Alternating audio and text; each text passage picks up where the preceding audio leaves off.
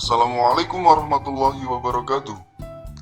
Jumpa lagi dengan saya di channel Rizky Bayu Prasetyo.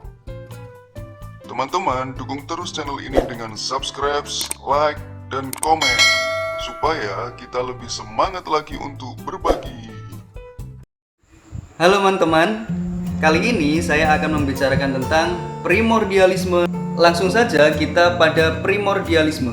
Teman-teman, primordialisme itu adalah pandangan atau paham yang dibawa sejak kecil tentang nilai-nilai kebudayaan, adat istiadat, agama atau kepercayaan yang telah ada di lingkungan pertamanya. Nah, teman-teman, berdasarkan pengertian primordialisme tadi dapat kita simpulkan bahwa paham primordialisme itu sangat mungkin terbentuk di Indonesia. Kenapa?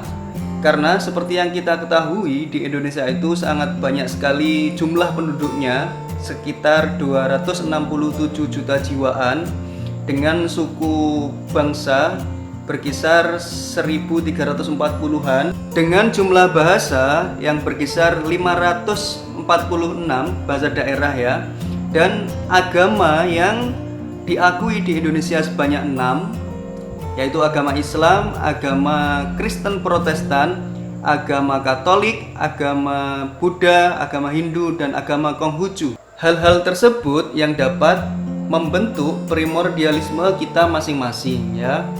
Misalnya dalam aspek kebudayaan, dalam budaya Jawa misalnya yang terkenal dengan anggah-ungguhnya, sopan santun dalam berbicara begitu ya. Ada misalnya kebudayaan dari suku Madura yang inginnya simple ya, misalnya jalan-jalan menjadi lenjelen gitu ya. Ada misalnya suku Batak yang terkenal dengan kelantangannya, intonasinya yang tinggi misalnya. Itu dalam kebudayaan. Pasti setiap suku ada primordialismenya masing-masing yang memang pasti kita bawa sampai dewasa. Selain itu, misalnya dari perspektif agama. Jadi setiap warga negara mempunyai kepercayaannya masing-masing yang pasti akan dibawa juga sampai mereka tua. Nah, kepercayaan itu menjadi pegangan kita.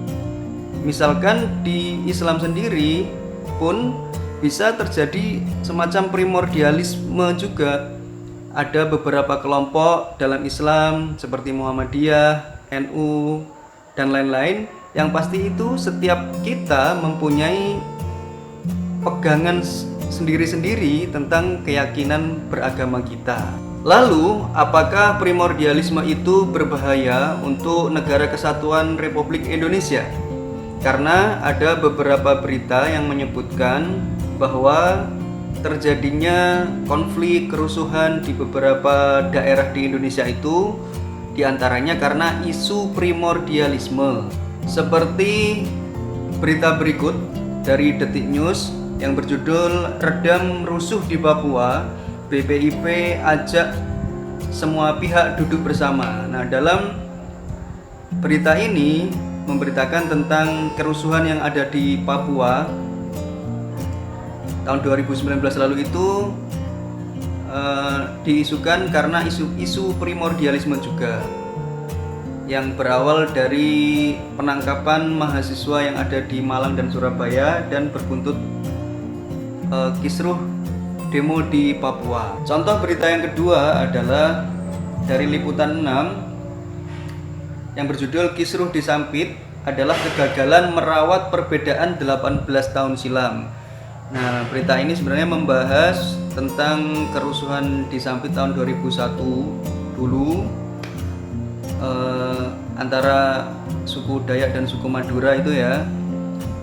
Itu juga diisukan dengan ya isu primordialisme juga. Menurut saya pribadi, primordialisme itu adalah alami dari alam karena terbentuk dari tempat awal kita sejak kecil ya.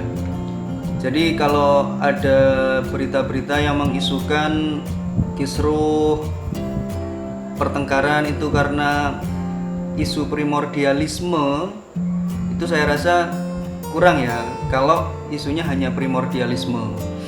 Pasti kalau menurut saya isu-isu yang lain pasti akan menyertai itu, entah itu ada konflik fisik atau konflik ekonomi atau konflik kepentingan, kita nggak tahu. Kalau misalnya hanya primordialisme saja, saya kira tidak bisa ya, karena memang menurut saya pribadi primordialisme itu juga butuh kita terapkan dalam kehidupan kita, terutama dalam beragama ya. Kalau saya pribadi di dalam agama Islam misalnya, tentang pemilihan pemimpin, apalagi top leader misalnya ya, itu harus yang beragama Muslim kalau saya pribadi sebagai Islam. Kendati pun yang mencalonkan itu selain non Muslim, ya monggo silahkan, itu bentuk toleransi kita antar sesama umat beragama. Nah, urusan coblos mencoblosnya ya tetap kita sebagai umat Islam, kita percaya bahwa pemimpin yang harus kita pilih adalah Muslim juga. Nah, seperti itu.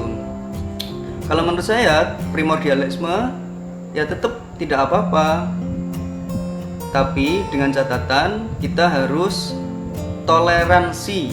Ya, teman-teman, kita harus bersifat toleransi ketika bersosial dan profesionalisme ketika bekerja.